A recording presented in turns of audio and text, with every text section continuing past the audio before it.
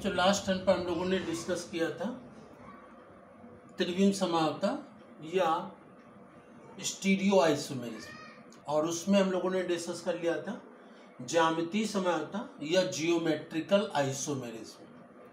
आज उसी के आगे डिस्कस करेंगे ध्रुवण समावता या ऑप्टिकल आइसोमेरिज्म, ध्रुवीय या ध्रुवण समावता या ऑप्टिकल आइसोमेरिज्म।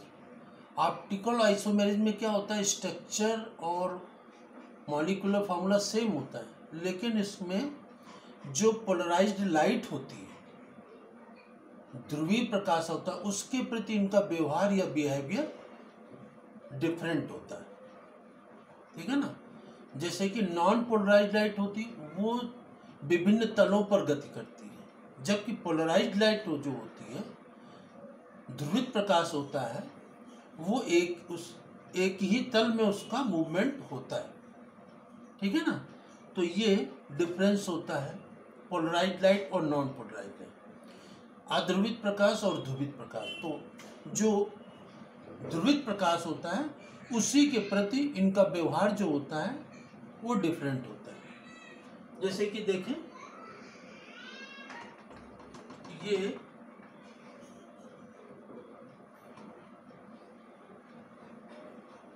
जो ध्रुवित प्रकाश होता है वो विभिन्न तलों में गति करता है। ठीक है ना। और इस ध्रुवित, ये क्या है, नॉन पोलराइज्ड लाइट या अध्रुवित प्रकाश या नॉन पोलराइज्ड लाइट। अब इसको हम पास कर देते हैं निकोल प्रिज्म से। निकोल प्रिज्म क्या होता है कि दो प्रिज्म आपस में उनका बेस जोड़ दिया जाता है, तो इसको कहते हैं निकोल प्रिज्म। तो ये है निकोल प्रिज्म। निकोल प्रिज्म से जब इसको पास करते हैं तो ये सभी एक प्रकाश की जो तरंगे हैं वो एक ही तल में गति करती रहती है। इसे हम कहते हैं पोलराइज्ड लाइट या ध्रुवित प्रकाश। ठीक है ना। पोलराइज्ड लाइट या ध्रुवित प्रकाश। अब इसमें कोई ऑप्टिकल आइसोमर, कोई पदार्थ जैसे कि लैक्टिक एसिड, टार्ट्रिक एसिड, ये ऑप्टिकल आइसोमर होते हैं, ध्रुवित प्रकाश की समायवी होते हैं। तो उनको ले लेते हैं, जैसे कि यहाँ पर इसमें ऑप्टिकल आइसोमर जैसे कि लैक्टिक एसिड भरा हुआ है इसमें। ठीक है ना। तो ये क्या होता है, ये लैक्टिक एसिड पोलराइज्ड लाइट को लेफ्ट या राइट टर्न कर देता है, दाईं तरफ या बाईं तरफ मोड़ देता है। तो यही इसका व्यवहार भिन्न होता है। तो ये जैसे कि ये इसमें ध्रुवित प्रकाश को दाईं तरफ मोड़ देता है। तो इस प्रकार से ये व्यवहार इसका भिन्न होता है। तो नॉन पोलराइज्ड लाइट चारों दिशाओं में गति करती है, विभिन्न तलों पर। निकोल प्रिज्म से पास करते हैं तो एक ही तल में गति करता है। अब ये पोलराइज्ड लाइट को लैक्टिक एसिड या टार्ट्रिक एसिड से पास करते हैं तो ये लेफ्ट या राइट टर्न हो जाता है। तो इसी को हम कहते हैं, क्या कहते हैं, ध्रुवण समावता या ऑप्टिकल आइसोमेरिज्म। ठीक है ना। तो ये ध्रुवण समावता। अब इसके बाद क्या होता है इसमें कि जब ये ध्रुवित प्रकाश को दाईं तरफ मोड़ देते हैं तो इसको हम कहते हैं दक्षिण ध्रुवण घूर्णक या डेक्स्ट्रो रोटेटरी। ठीक है ना। इसको कहते हैं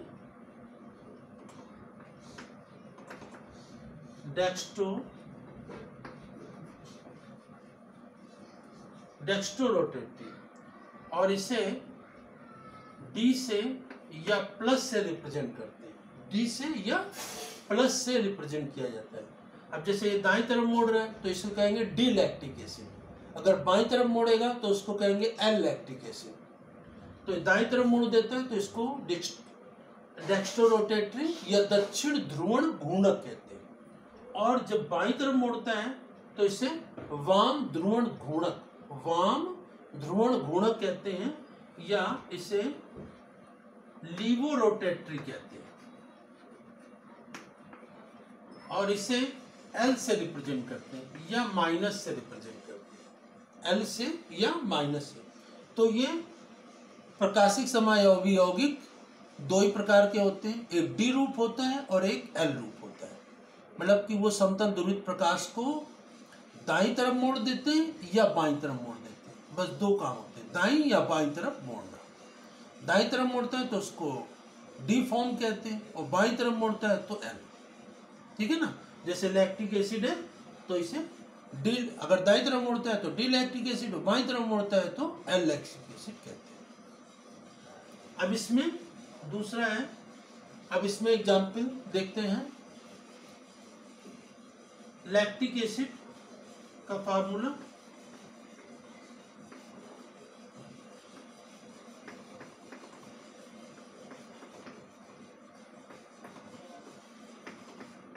अब ये लैक्टिक एसिड है, ठीक है ना।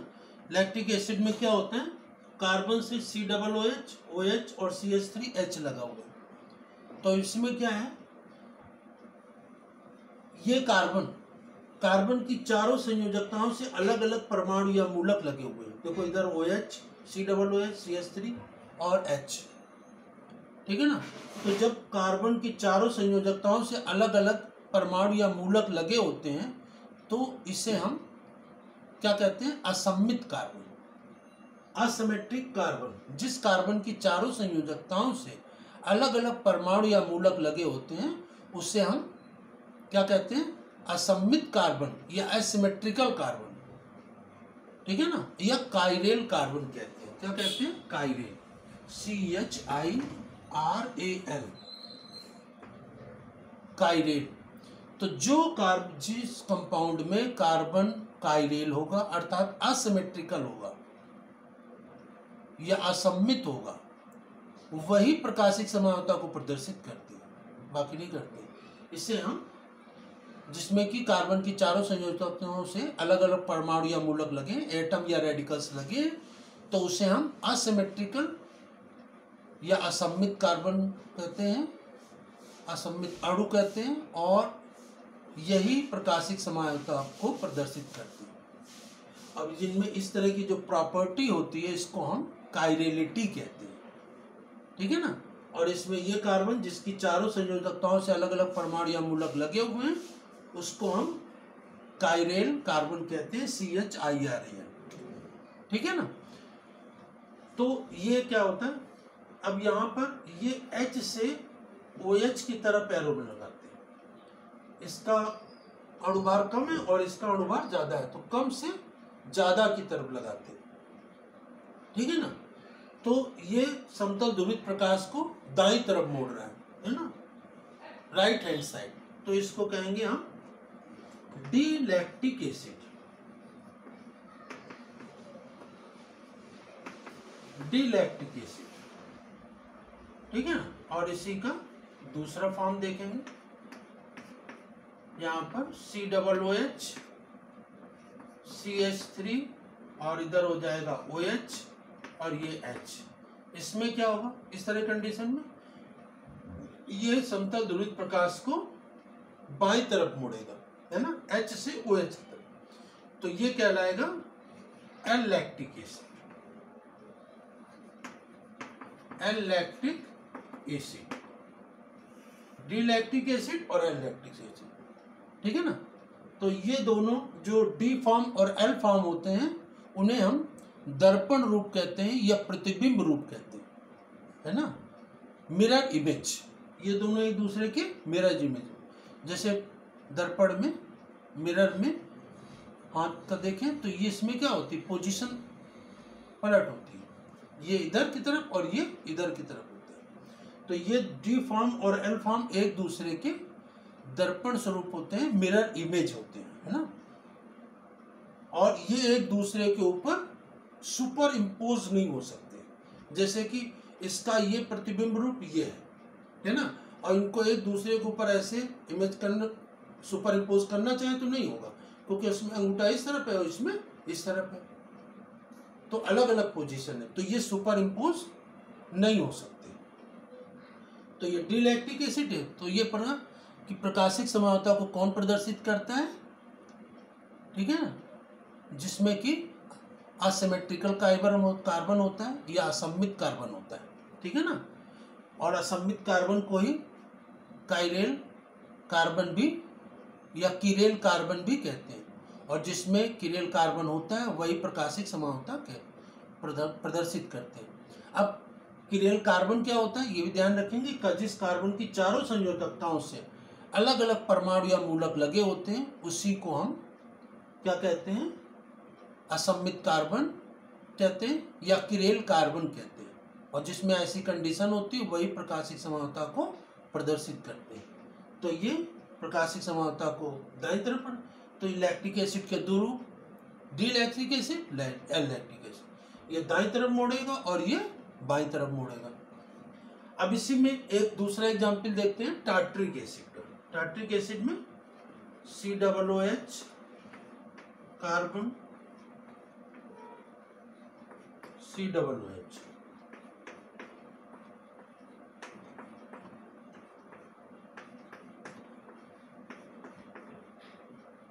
इसी का दूसरा स्वरूप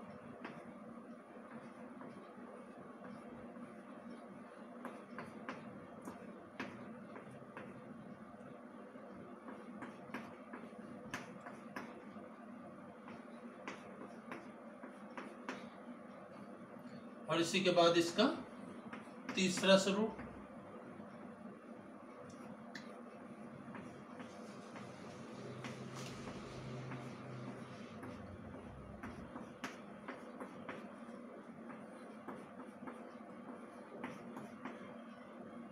ठीक है ना। इसमें भी देखें जो कार्बन है वो कीरेल कार्बन है, इसकी चारों संयोजकताओं से चारों बॉन्ड से अलग अलग परमाणु या मूलक लगे हुए हैं। अब ये क्या है, टार्ट्रिक एसिड, ठीक है ना, ये टार्ट्रिक एसिड,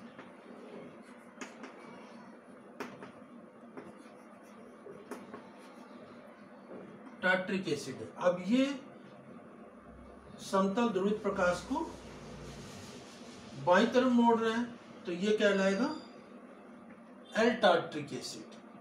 ये समतल ध्रुवित प्रकाश को दाईं तरफ मोड़ रहे हैं तो ये कहलाएगा डी टार्ट्रिक एसिड, ठीक है ना।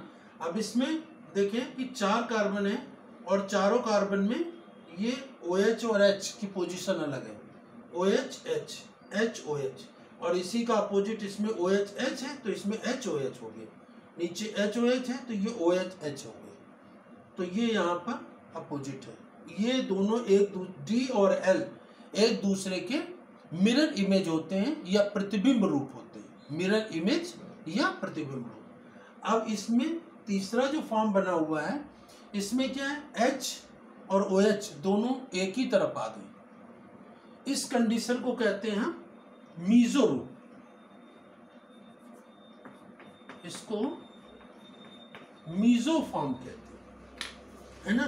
तो ये टार्ट्रिक एसिड के 3 रूप हैं, ये एल रूप, डी रूप और मीजो रूप। और जो मीजो रूप होता है वो ध्रुवण अघूर्णक होता है, मतलब ये समतल ध्रुवित प्रकाश को दाईं तरफ या बाईं तरफ नहीं मोड़ता है, समतल ध्रुवित प्रकाश को दाईं तरफ या बाईं तरफ टर्न नहीं करता है, जबकि ये दोनों दाईं तरफ करता है, ये बाईं तरफ करता है, तो ये ध्रुवण अघूर्णक होता है, ठीक है ना। तो ये ध्यान रखना है कि टार्ट्रिक एसिड के 3 फॉर्म होते हैं, एल फॉर्म, डी फॉर्म और मीजो फॉर्म। मीजो फॉर्म होता है ध्रुवण अघूर्णक।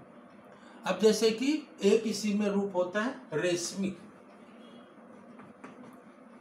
रेशमिक फॉर्म क्या होता है, जिसमें कि एक में 50% डी लैक्टिक एसिड और 50% L lactic acid, 50% D lactic acid और 50% एल लैक्टिक एसिड को एक साथ भर दिया जाए, है ना, तो वो क्या करेगा, क्योंकि इसमें 50% डी लैक्टिक एसिड है, 50% एल लैक्टिक एसिड, तो इसको हम रेशमिक फॉर्म कहते हैं। तो ये समतल ध्रुवित प्रकाश को, पोलराइज्ड लाइट को लेफ्ट या राइट टर्न नहीं करता है, ठीक है ना, क्योंकि दोनों जो डी लैक्टिक एसिड है वो दाईं तरफ मोड़ेगा और एल लैक्टिक एसिड बाईं तरफ मोड़ेगा, तो दोनों की पावर बराबर है, दोनों की कंसंट्रेशन, दोनों की मात्रा बराबर है, इसलिए वो समतल ध्रुवित प्रकाश को दाईं तरफ या बाईं तरफ टर्न नहीं कर पाएंगे। तो जब ऐसी कंडीशन हो कि डी और एल रूप 50-50% भर दिए जाते हैं, मिला दिए जाते हैं, तो वो समतल ध्रुवित प्रकाश को दाईं ओर या बाईं ओर नहीं पोड़ते हैं। इसी को हम रेशमिक रूप कहते हैं, ठीक है ना, हिंदी में भी रेशमिक कहेंगे या डेस्मिक फॉर्म कहेंगे।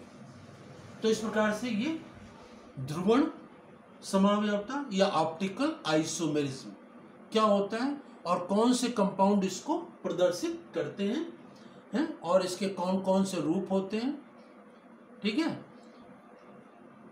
जो कायरल या असिमेट्रिकल कार्बन होते हैं जिन कंपाउंड्स में, वही समतल ध्रुवित प्रकाश को प्रदर्शित करते हैं, ये ध्रुवण समावयवता को।